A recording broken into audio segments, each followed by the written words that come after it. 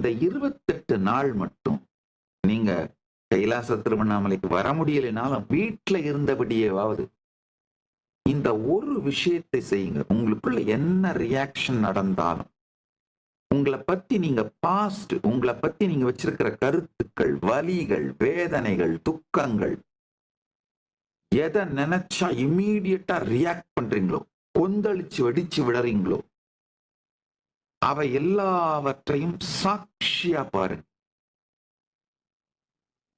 யார பார்த்தா ட்ரிகர் ஆகிறீங்களோ, எந்த நிகழ்வு, எந்த நபர், எந்த சூழல், எந்த வார்த்தை, எந்த எண்ணம் உங்களை கொதிக்கச் செய்கிறதோ, டீஸ்டெபிலைஸ் பண்ணிடுதோ, அவைகள் எல்லாவற்றையும் சாட்சியாக பாருங்கள்.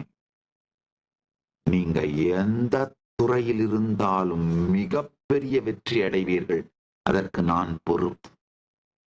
சமாதி மனப்பழக்கம், வேற ஒண்ணுமே இல்லைங்க. இதுல ஒண்ணும் கம்ப சூத்திரமோ, இயலாததோ, சாத்தியமில்லாததோ, மூடி மறைக்க வேண்டியதோ, மிகப்பெரிய ரகசியமோ ஒண்ணுமே இல்லைங்க. சமாதி மனப்பழக்கம். வேணும்னா ஒரு பெரிய பேப்பர்ல எழுதி பெட்ரூம்ல ஒட்டிக்கோங்க, உங்க ஆபீஸ்ல ஒட்டிக்கோங்க.